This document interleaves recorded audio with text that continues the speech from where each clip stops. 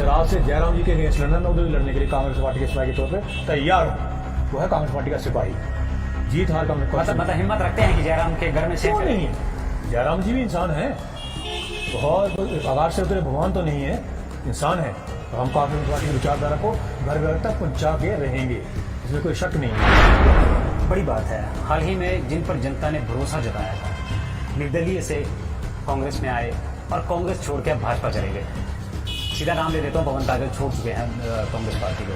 कांगड़ा की जनता का भरोसा था और कहीं ना कहीं माना जा रहा था कि अगर कोई सीट नहीं निकलती है कांग्रेस की तो कांगड़ा की सीट अवश्य निकलेगी।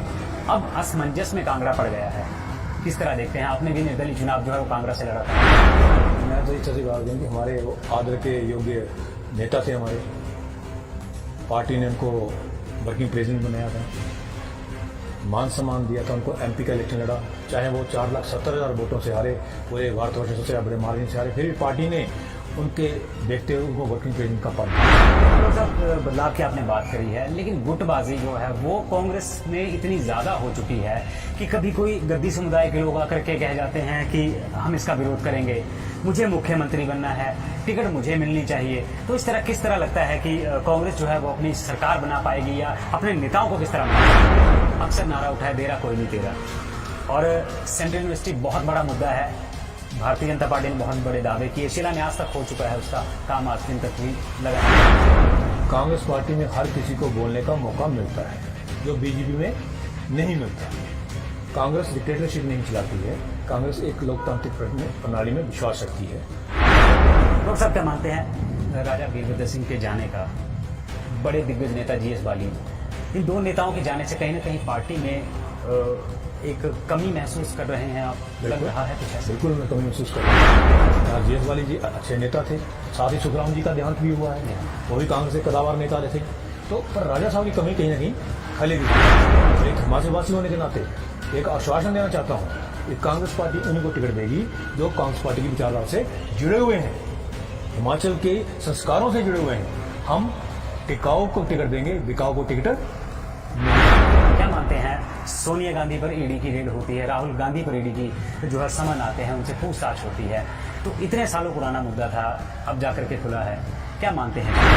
ऐसा है, वो शायद जो उन्होंने आरएसएस ने, बीजेपी वालों ने हमारी संस्था में लोग भेजे होंगे, उनको वापस लाने की इच्छा वो रखते हैं, उनको ले जाइए, हमें गंद नहीं चाहिए। होशियार सिंह कहाँ जाएंगे? होशियार सिंह जहाँ मर्जी जाए, इन्होंने काम नहीं करा 5 साल, जनता को ठगा है, अपना इनका ऊपर हुआ है ग्राफ, अपने इनकी संपत्ति बढ़ गई है, पर अपने जनता के काम नहीं। सवाल शायद कड़वा भी लगे या मीठा भी लगे आपको, मेहनत आपने बहुत की, चुनाव भी लड़ा, मेहनत इस वक्त आपको कांगड़ा में करनी चाहिए थी, लेकिन आप देहरा में मेहनत कर रहे हैं, क्या कारण, क्या वजह है? उसका वजह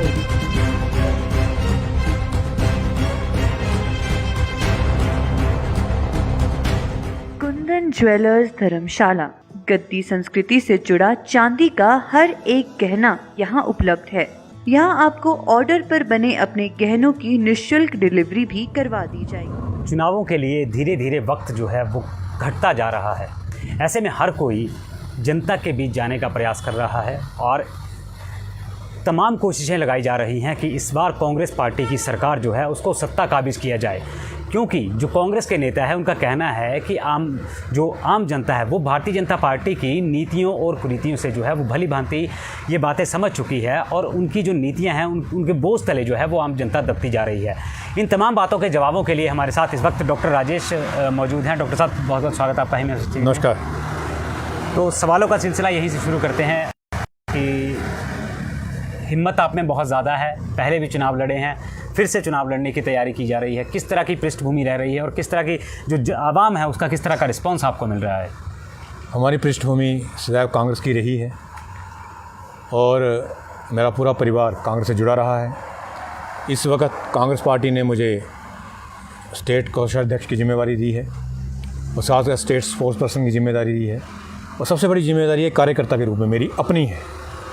मुझे कांग्रेस की सरकार सत्ता में वापस लानी है और हम सत्ता प्राप्ति के लिए सरकार में नहीं आना चाहते, हम व्यवस्था को परिवर्तित करने के लिए आ रहे हैं। ये जो जनता हताश है, महंगाई से हताश है, युवा रोज़गार के नहीं मिल रहे हैं उससे हताश है और कहीं ना कहीं लोगों का जो लगाव है और बीजेपी से टूटा है। और आप खुद जानते हैं, मैं भी एक नागरिक हूँ, हिमाचल प्रदेश में पिछले 5 वर्षों में जनता की अपेक्षाएं थी उस पर बीजेपी शून्य कर पाई है। मैं 2-4% मार्क्स तो दूँगा, शून्य के बराबर काम करा है। मैं समझता हूँ जनता ने एक बदलाव का माहौल बनाया है। हम बदलाव करेंगे पर व्यवस्था परिवर्तन के लिए। पर डॉक्टर साहब, बदलाव की आपने बात करी है, लेकिन गुटबाजी जो है वो कांग्रेस में इतनी ज़्यादा हो चुकी है कि कभी कोई गद्दी समुदाय के लोग आकर के कह जाते हैं कि हम इसका विरोध करेंगे, मुझे मुख्यमंत्री बनना है, टिकट मुझे मिलनी चाहिए। तो इस तरह किस तरह लगता है कि कांग्रेस जो है वो अपनी सरकार बना पाएगी या अपने नेताओं को किस तरह बना पाएंगे? ये जो अभी गुटबाजी बोले, मैं इसको गुटबाजी नहीं मानता। कांग्रेस पार्टी में हर किसी को बोलने का मौका मिलता है जो बीजेपी में नहीं मिलता। कांग्रेस डिक्टेटरशिप नहीं चलाती है, कांग्रेस एक लोकतांत्रिक प्रणाली में विश्वास रखती है। जब तक टिकट मिल नहीं जाता, हर नागरिक का, किसी भी विधानसभा क्षेत्र का हो, उसको टिकट मांगने का पूरा अधिकार है। अपने समुदाय की बात करने का अधिकार है, जनता की बात करने का अधिकार है और अपने विचार रखने का अधिकार है। पर जब एक आदमी विशेष को टिकट मिल जाएगी तो पूरा संगठन, पूरी कांग्रेस पार्टी के पदाधिकारी और जो अच्छे लोग हैं समाज में, वो कांग्रेस पार्टी के साथ खड़े दिखाई देंगे आपको। बड़ी बात है, हाल ही में जिन पर जनता ने भरोसा जताया था, निर्दलीय से कांग्रेस में आए और कांग्रेस छोड़ के अब भाजपा चले गए। सीधा नाम ले देता हूँ, पवन काजल छोड़ चुके हैं कांग्रेस पार्टी को। कांगड़ा की जनता का भरोसा था और कहीं ना कहीं एक माना जा रहा था कि अगर कोई सीट नहीं निकलती है कांग्रेस की तो कांगड़ा की सीट अवश्य निकलेगी। अब असमंजस में कांगड़ा पड़ गया है, किस तरह देखते हैं? आपने भी निर्दलीय चुनाव जो है वो कांगड़ा से लड़ा था। मैं तो इस तरह से बात करें कि हमारे वो आदर के योग्य नेता थे, हमारे पार्टी ने उनको वर्किंग प्रेसिडेंट बनाया था, मान सम्मान दिया था उनको, एमपी का इलेक्शन लड़ा, चाहे वो 4,70,000 वोटों से हारे, पूरे भारतवर्ष में सबसे बड़े मार्जिन से हारे, फिर भी पार्टी ने उनके देखते हुए उनको वर्किंग प्रेसिडेंट का पद दिया। मेरा मानना है ये उनकी अपनी मजबूरियाँ रही होंगी और अपने संस्कार आदमी के होते हैं, वो पार्टी की विचारधारा को समझ नहीं पाए। अपने संस्कार उनके उजागर हो गए, उसके संदर्भ में उन्होंने डिसीजन लिया होगा। वो हमारे से बड़े कद के नेता हैं, उनके बारे में टिप्पणी नहीं कर सकता, पर वो मुझे ये लगता है कि कांग्रेस की विचारधारा से वो दिल से जुड़ नहीं पाए। डॉक्टर साहब, क्या मानते हैं राजा वीरभद्र सिंह के जाने का, बड़े दिग्गज नेता GS बाली, इन 2 नेताओं के जाने से कहीं ना कहीं पार्टी में एक कमी महसूस कर रहे हैं आप? लग रहा है कुछ ऐसा? बिल्कुल कमी महसूस कर रहे हैं। राजा वीरभद्र सिंह जी एक आदर सम्मान हर आदमी के दिल में बसने वाले लीडर थे। बड़ी क्षति कांग्रेस पार्टी को है, पर उन्होंने अच्छा काम ये करा कि हर जगह उन्हें अच्छे लोग उत्पन्न करें हैं राजनीति के लिए। उनके जो पद चिन्हों में चलना चाहते हैं, उन्होंने ऐसे लोग हर जगह उनके लोग हैं। मैं समझता हूँ लोग आएंगे और कांग्रेस पार्टी की विचारधारा को आगे बढ़ाएंगे। यहाँ GS बाली जी अच्छे नेता थे, साथ ही सुखराम जी का देहांत भी हुआ है, वो भी कांग्रेस के कदावर नेता रहे थे। तो पर राजा साहब की कमी कहीं ना कहीं खलेगी ज़रूर। तो एक चुनावी बेला है, इसमें कहा जा सकता है कि हर व्यक्ति जो है वो ये चाहता है कि मुझे टिकट मिले, मैं दावेदार हूँ या मैंने पार्टी का झंडा उठाया है, मैंने इतने वर्ष काम किया है। लेकिन कहीं ना कहीं आपको लगता है कि जो पार्टी हाईकमान टिकटें तय करेगी उसी के बाद ही लोगों को आगे आना चाहिए, या कांग्रेस जो आज एक टुकड़े टुकड़े हो रही है, हर जगह देखने को मिल रहा है, कटाक्ष हो रहा है, नेताओं का कटाक्ष हो रहा है, कहीं प्रतिभा सिंह का कटाक्ष भी हुआ है, कहीं देखने को आया है कि सुखविंदर सुक्खू का कटाक्ष हुआ है। तो इस तरह की चीज़ों से कहीं ना कहीं ये भी लग सकता है, लग पाएगा कि जो कांग्रेस में एकजुटता नहीं है, नहीं, एक बल नहीं रहा कांग्रेस के आप अंदर। इसको दूसरी तरफ देखिए ना, कांग्रेस एक बड़ा परिवार है और परिवार में हर आदमी को बोलने की आज़ादी होनी चाहिए, जो बीजेपी में नहीं है। और उसको उस संदर्भ में देखिए कि कांग्रेस पार्टी अपने सारे जो उसके परिवार के सदस्य हैं उनको बोलने का मौका दे रही है कि जो भी आपके दिल में है बोलिए, आप हम सुनने के लिए तैयार बैठे हैं। तो उसके बाद जिसको हम एक आदमी विशेष को बोलेंगे कि टिकट तो एक ही मिलेगी, और किसी कॉन्स्टिट्यूंसी में 75,000 वोट रहे हैं, 75,000 लोगों को टिकट नहीं मिलेगा, टिकट तो एक आदमी को मिलेगा। और कांग्रेस पार्टी सुनिश्चित करेगी जो कांग्रेस पार्टी की विचारधारा से जुड़े हुए लोग हैं और दल बदलू नहीं है, जो विचारधारा से जुड़े हुए लोग हैं उनको कांग्रेस पार्टी आगे लाएगी। क्योंकि हम बाकी प्रदेशों में देख चुके हैं, महाराष्ट्र में अभी बीजेपी ने MLA खरीदे हैं, उससे पहले मध्य प्रदेश में कांग्रेस को नुकसान हुआ, कर्नाटका में कांग्रेस को नुकसान हुआ, गोवा में कांग्रेस को नुकसान हुआ। जब तक हम अपनी पार्टी से जुड़े लोगों को नहीं लाएंगे, जो विचारधारा से जुड़े हुए नहीं हैं, तो बीजेपी इस वक्त सत्ता के नशे में चूर है। पैसे के बल पे, अपनी सत्ता के बल पे लोगों को डराते हैं, पैसों से खरीदते हैं, जो हमारी हिमाचली की संस्कृति नहीं है। मैं आपको कांग्रेस जन होने के नाते और एक हिमाचलवासी होने के नाते एक आश्वासन देना चाहता हूँ कि कांग्रेस पार्टी उन्हीं को टिकट देगी जो कांग्रेस पार्टी की विचारधारा से जुड़े हुए हैं। हिमाचल के संस्कारों से जुड़े हुए हैं। हम टिकाऊ को टिकट देंगे, बिकाऊ को टिकट नहीं देंगे। बिल्कुल, वाकई आपने सही कहा कि टिकाऊ को टिकट मिलेगी, बिकाऊ को नहीं मिलेगी। तो इसी तरह विक्रमादित्य सिंह ने एक बयान दिया था कि जिताऊ उम्मीदवार को टिकट दी जाएगी। ठीक बोला मैंने। सर्वे हो रहे हैं, और सर्वे कौन है? हम ही लोग सर्वे दे रहे हैं। मेरे से पूछा जाता है, आपसे पूछा जाता है, तो सर्वे के आधार पर रिपोर्टें तैयार हो रही हैं। इसमें कोई बुरी बात नहीं कि जिताऊ को टिकट दिए, पर जिताऊ उनका बोलने का मतलब जिताऊ उसको टिकट दी जाएगी जो कांग्रेस की विचारधारा से ताल्लुक भी रखता हो। दूसरी पार्टी से हमें लोगों की ज़रूरत नहीं है।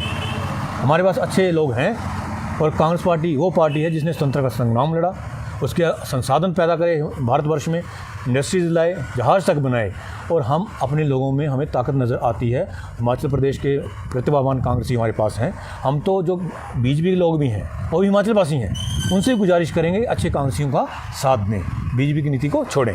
क्या मानते हैं, सोनिया गांधी पर ईडी की रेड होती है, राहुल गांधी पर ईडी की जो है समन आते हैं, उनसे पूछताछ होती है, तो इतने सालों पुराना मुद्दा था, अब जाकर के खुला है, क्या मानते हैं इसको? मैं तो इसमें राहुल गांधी सोनिया गांधी का बड़प्पन मांगता हूँ कि उन्होंने एक नागरिक होने के नाते पूरी कार्रवाई में अपने को प्रस्तुत करा।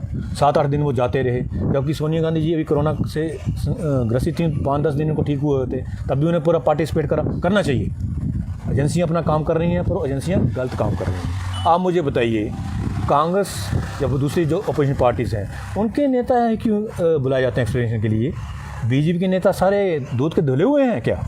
जो कांग्रेस पार्टी छोड़ के उसको पहले बोलते हैं कांग्रेस में हैं, तो बीजेपी वाले बोलते हैं ये तो गंदा आदमी है, और बीजेपी ज्वाइन कर लेता है तो वो ठीक हो जाता है और धुला हुआ हो जाता है। तो ये बात जो प्रवृत्ति है गलत है।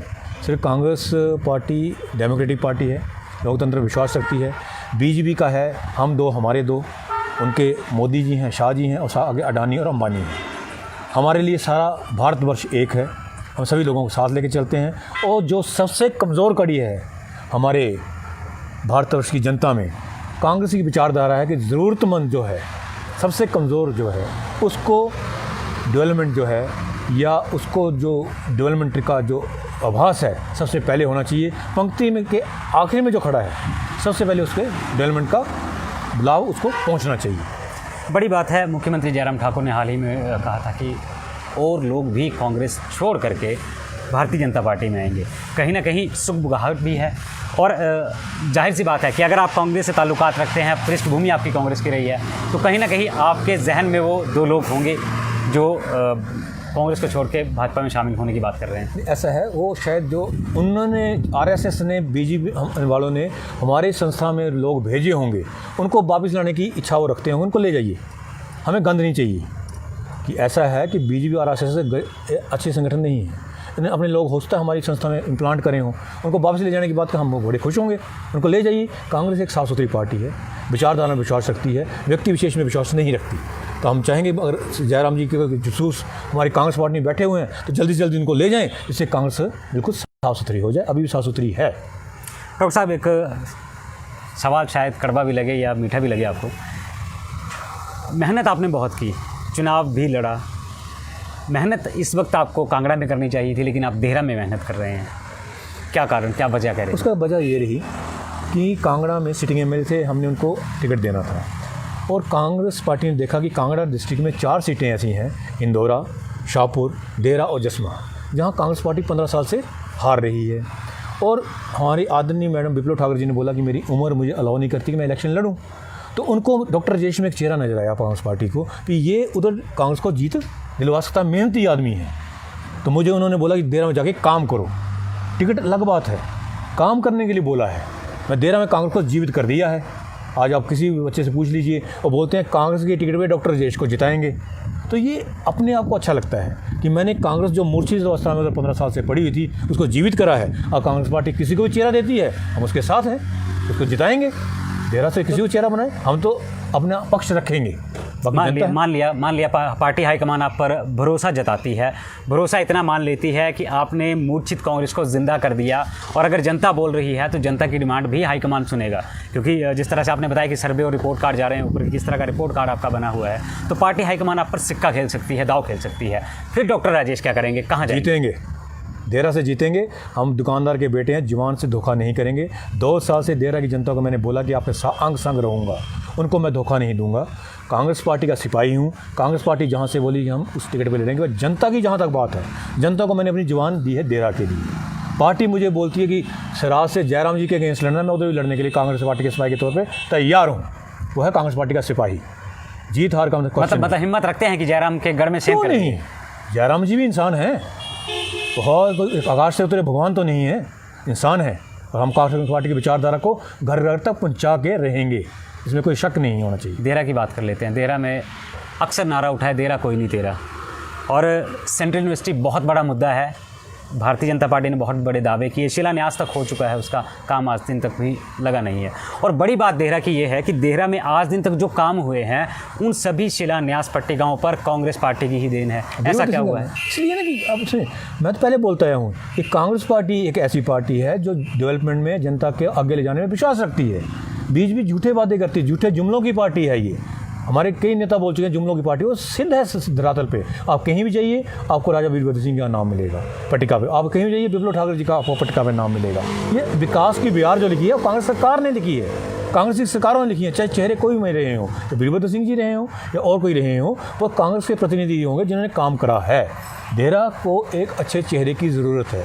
मैं अपने आप को धन्य मानता हूँ कि मेरे पूर्वज। तो फिर होशियार सिंह कहाँ जाएंगे? होशियार सिंह जहाँ मर्जी जाएँ, इन्होंने काम नहीं करा 5 साल, जनता को ठगा है, अपना इनका ऊपर हुआ है ग्राफ, अपने इनकी संपत्ति बढ़ गई है, पर अपने जनता के काम नहीं करे हैं। मैं अपने आप को धन्य समझता हूँ कि मुझे मेरे पुरखे, मेरे दादा और पापा देहरा विधानसभा क्षेत्र से कांगड़ा की तरफ आए थे रोजगार के चक्कर में। मैं अपने आप को धन्य समझूंगा कि मुझे पुरखों की जन्मभूमि में काम करने का मौका मिलेगा। मैं क्यों नहीं करूँगा? मेरा जन्म तो कांगड़ा का है, मेरी व्यवसायिक भूमि कांगड़ा है, पर राजनीतिक भूमि देहरा है और सामाजिक भूमि देहरा है, उसमें काम करेंगे। जनता का भरोसा कैसे जीत रहे हैं आप? बातचीत और अच्छे साफ बोल के। मैं सीधा सच्ची बात बताता हूँ कि भैया मैं पेशे से डॉक्टर हूँ, मेरे पिताजी दुकानदार थे, मेरे दादाजी फेरी लगाते थे, घर घर जाके बर्तन बेचते थे। चेक कर लो आप कि हमने किसी का पैसा नहीं खाया, कोई धोखा तो नहीं करा। मेरे पिताजी समाज सेवा करते थे, लोगों की मदद करते, और चेक कर लीजिए। मैं झूठ बोल रहा हूँ, चेक करिए आप। और लोग कई सवालों से उठ के बोलते हैं नहीं बाले को हम जानते भाई, और पांडेड़ा बाला हा से लोगों की मदद करता, तो मैंने मजदा मंडू भाई। तो ये एक विश्वास है, जन लोगों से कनेक्ट करता है। और सबसे बड़ा मेरे पास ताकत क्या है? सबसे बड़ी ताकत है हाथ की। लोग हाथ की विचारधारा से जुड़ रहे हैं, कांग्रेस पार्टी से जुड़ रहे हैं। मैं एक चेहरा मात्र हूँ। तो बहुत बहुत शुक्रिया डॉक्टर साहब आपका बात करने के लिए। तो ये थे हमारे साथ डॉक्टर राजेश, जिन्होंने बेबाक हमारे सवालों का जवाब दिया है और साफ कह दिया है कि पार्टी हाईकमान चाहे मुझे देहरा से चुनाव लड़वाए, कांगड़ा से लड़वाए, या फिर मुझे मुख्यमंत्री जयराम ठाकुर के गृह क्षेत्र सिराज में भेज दे, वहाँ से भी मैं चुनाव लड़ूंगा। हालांकि जनता का खूब रिस्पॉन्स इनको मिल रहा है, तो आने वाला वक्त ही बताएगा कि डॉक्टर राजेश कांग्रेस पार्टी के लिए कितने खरे उतर पाते हैं। तब तक के लिए धन्यवाद, नमस्कार।